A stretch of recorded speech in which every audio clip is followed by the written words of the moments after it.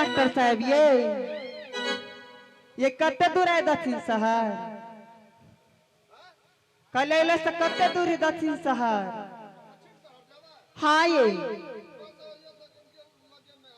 लगे है आधा घंटा यार ठीक लिए चलू जाए हमार घर है नागपुर शहर। हमार स्वामीनाथ शादी कर लेल के आधे रास्ता पर छोड़ के चल गेलिए। कीर्ति सागर ने गले स्नान करे के लागी अखनी तोरी नहीं घूम के लिया ये रास्ता ओकरा घर ही चल जबा ठीक लिए चल ये पियाबा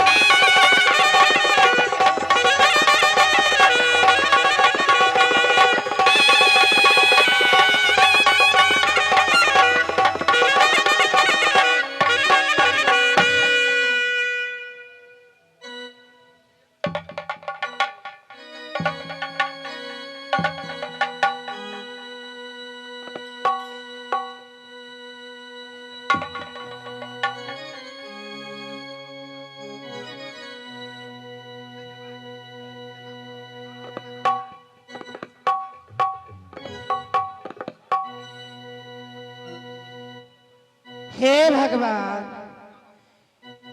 एक समय में हमारे स्वामीनाथ का लग ब्याह है 3 दिन के छुट्टी दिया। स्वामीनाथ के 3 दिन के छुट्टी दे लो। आज के दिन में 13 रोज बीत रही अखन तक अपना महल में नहीं लो। कहाँ छा नहीं छा लिए अपना सगुन के पोथी में देख रहा छी।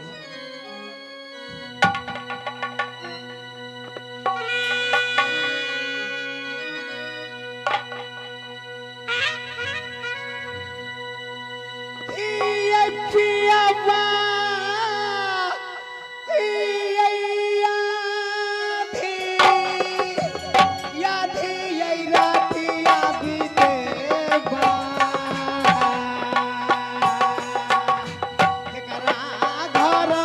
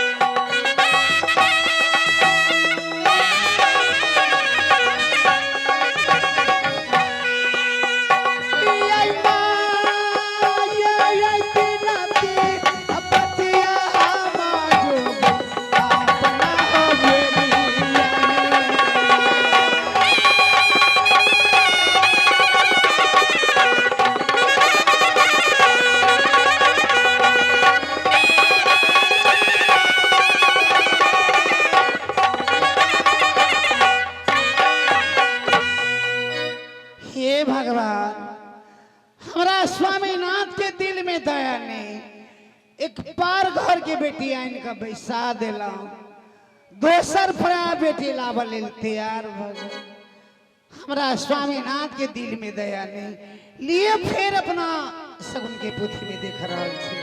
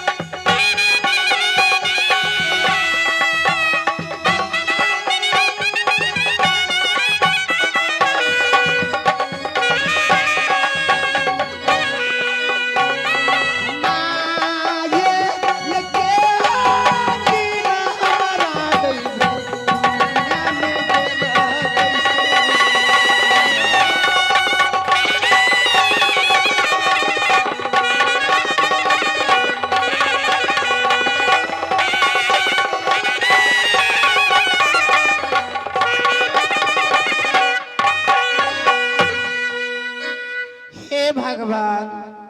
सपना में देखली अलगे बात अपना सगुन के देखली वह बात लिए अब इस समय में मंत्री साहब के बुलाकर अपना दिल के बात सुना रहा छे।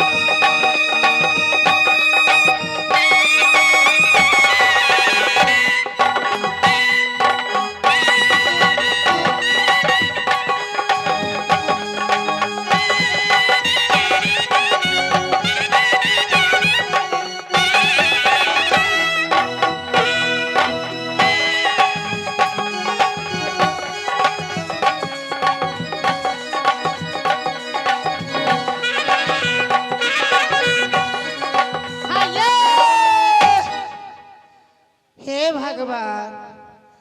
आज के दिन में चारू भर ताक रहल छे कहीं कुछो नहीं दिखा रहल है अन्हारे के अन्हारे बुझा रहल है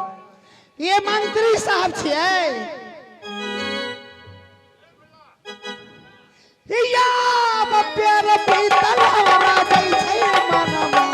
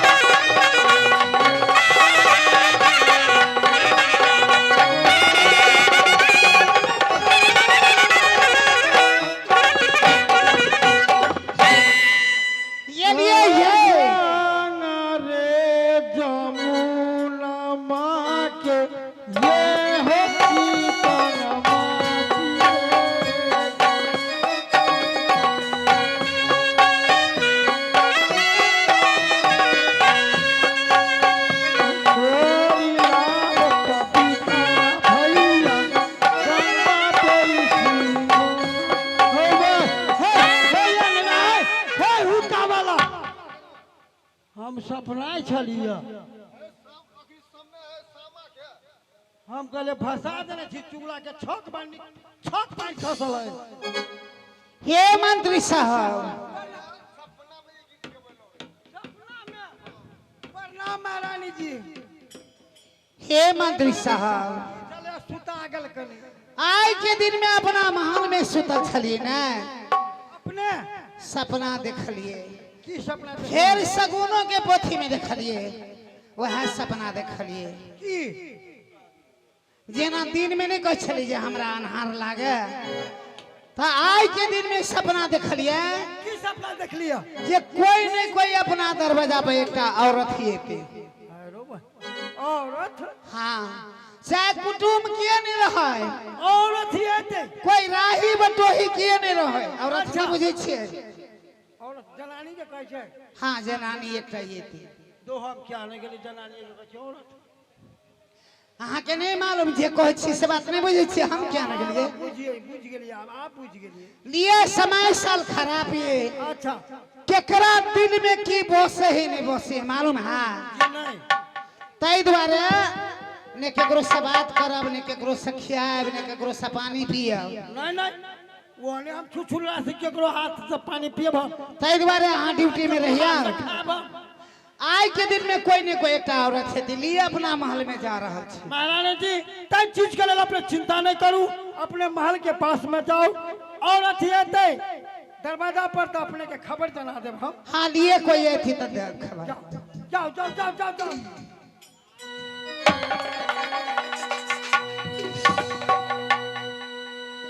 ये तेरा छिन जारे या नयन जाना मारे किया किया किया ये तेरा छिन जारे या नयन जाना मारे केकरा महल में ये अगिया हम लगे भइले केकरा महल में बाजा गिरे भइले केकरा महल में हम दिल अगी गमये भइले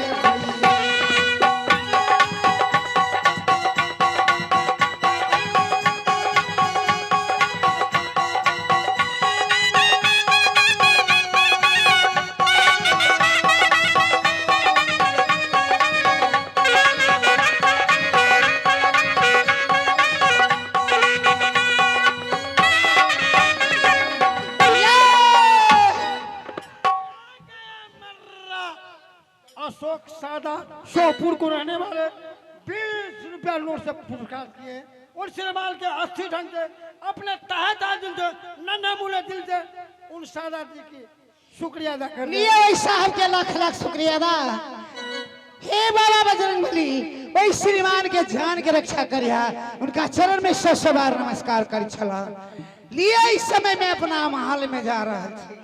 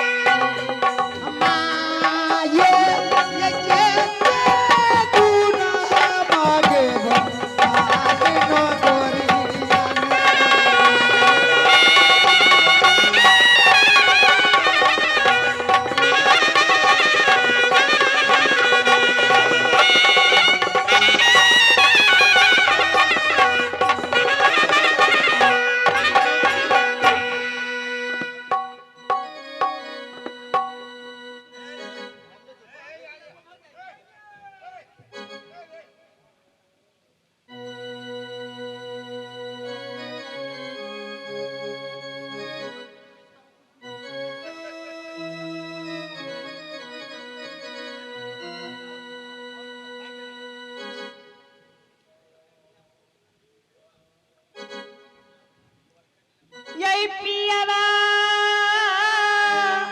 हौकावा ने यही नगरिया ये छोरी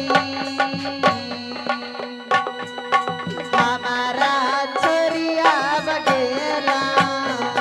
पिया ये ना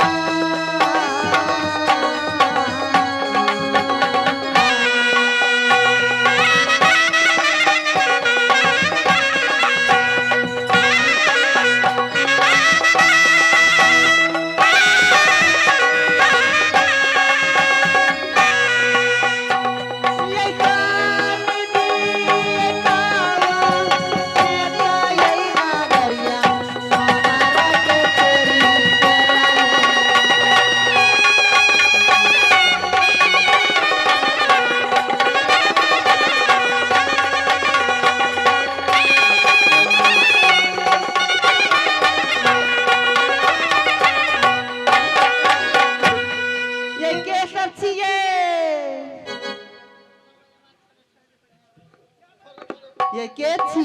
क्या बात है क्या नंबर से बात है हां ये यहाँ के छी कहले कोई छी छी अहाँ के आँख नहीं हवे हम के छी? नहीं नहीं तोरा पूछे छी हाँ कहाँ घर छो केकरा बाप के बेटी छे केकरा साई के बहू छे कत अरे हाँ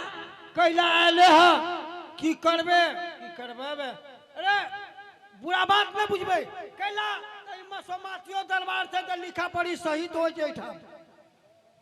अहाँ के छी पहले से बताओ ना हमरा। साहिबो में लिखल नहीं देखे छी पढ़ा लिखल नहीं छे ओइ ने त लिखल है अहाँ ई राज के मंत्री लगे छी। हां मंत्री छी आये बुआ त हमू त आके मिलकाइने छी। ओ भाई ई कोन भाषा भेलै यौ अहाँ जब ई राज के मंत्री भेलिए त हमू त ई राज के मिलकाइने भेलिए त अहाँ के मिलकाइने भेली। का कर छो क्या छे क्या लड़को हुआ अहाँ के मालिक हमरा जर शादी कल किया मालिक हाय मालिक के गेला 12 बरस भ गेले उ दाढ़ी वाला के बेगार में गोरखिया के बेगार में रहे हर हमेशा अखन तक लौट के नहीं आले तो मालिक जो हम ब्याह कल को त हम मालिक है अहाँ के मालिक कल के अरे कहीं जे शादी विवाह करे छे त बेगार हमरा ऑर्डर से नहीं हमरा कह के जाय छी हमर मालिक अहाँ के मालिक कल के बियाही अहाँ कीर्ति सागर लताले आराम करू हम जा छी कीर्ति सागर स्नान करे के लागी हमरा चंदन वृक्ष ले बैठा देल किया अखनी तोरी नहीं अइले स्वामीनाथ हम खोजत खोजत अपना घरे अइलिया हम तो तू अपना घर वाला के पोखरे में डुबा देलिए की डुबैलिए नहीं अइबे करते हमर स्वामीनाथ नहीं तिसे वाला बात सुन ले ई महल के हमरा चलवा वाला थी जब सब महल के अंदर में जा रहल थी तब तक हमार बड़ी महारानी ऑर्डर नहीं दे तब तक तोरा घर में नहीं रहत आइए ये हमार घर नहीं से आखिर केना घर हो अहाँ के मालिक कल के यहाँ बिचला घर ने गोसाई वाला घर हो ए तो ओई घर में एसी पंखा बॉल बिजली लागल होते अच्छा ओई घर में तो रही है पुरनकी मिलकाइन के बलू धोदी भूसा वाला घर में एसी वाला घर तोहर बाप जान लगा के पटैने है हमार बाप नहीं पटेने तो हमार घर वाला है हमार घर वाला है पटेने नहीं घर वाला नहीं पटैनो हम पटैने छी अहाँ के पुरनकी मिलकाइन के धोयाओ भूसा वाला घर में तोरा मुँह थोबल हम बेसी जन जैसा नहीं करे छी आ मुँह थोल करबो जब तक महल से ऑर्डर नहीं मिलतो तब तक मुँह तो हमरा यहाँ नहीं रह दे नहीं घर हमारा जीत तुम्हारा मेरा जूत है घर हमार भेल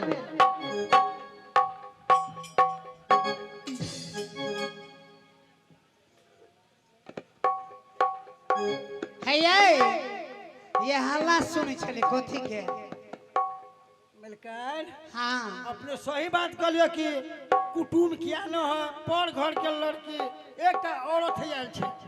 तेमे तेहन तेहन बात का जुआल बजे छे बातें छोड़ दिया आये ये नहीं है उ कहे छे कि हम अहाँ के मलकान हो अहाँ के मालिक हमरा शादी क के लो लग आ कहल के अब पिछला घर जे गोसाई वाला तई में बोलू अहाँ चल अभी एसी लागल है आये ये ले ये आयल है कि एक बात सुन लिया की ओकरा कह दियो चल जाए हां चल गेले तो कोनो बाते नहीं कदाचित ये नहीं जेता हां तो लेने लेने वही बसवार में देखने से भूसुल्ला घर हां बसवार में भूसुल्ला घर नहीं जे देते तो वही भूसुल्ला घर में लेने लेने दे भाई कुछो में का पानी लो लेबे कुछो खेला लो लेबे रात बीचे खेते पीते रहते सवेर चल जाते वे कन्ना चौक पर बसे ते बासपट्टी पर चढ़ का जब मन हो देता था चल जेती लेकिन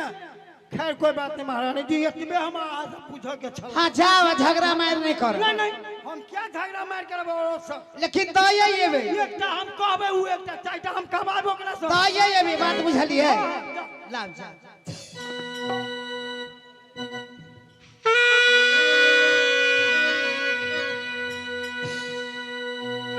केना की करबे कथी का लगा के मिलकाइन केना की करबे बे कथी केना की करबे बे बड़े कह छली एसी वाला घर में रहब। तने रह देबे हमरा महल से ऑर्डर मिललो है बड़ी मलकान से हाँ कि जब तक है तब तक कहबे चल जाके कदाचित नहीं जाते तो रात के समय कनी भ गेलै 8-9 भ गेलै हाय फुसुल्ला घर में बसबार रहे हमरा 11 जोड़ा हम बैल पोते छिए 11 जोड़ा 11.5 जोड़ा तो रात बीच के लेल भूसुल्ला घर में चल हाँ आ गुली चुनी के रोटी तोरा मिल दो महल से हमरा ला पुचकट कटिया पानी तोरा लाल देखे गेल हमरा ला टूटलाबा चटाई ले चल। हम नहीं जेबे वो नहीं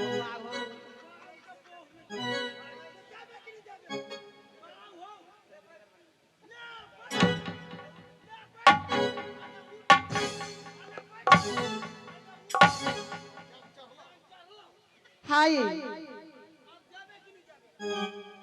ले जेबे भूसुल्ला घर में डर के लगा दो हम समय पर आबे कर भोरे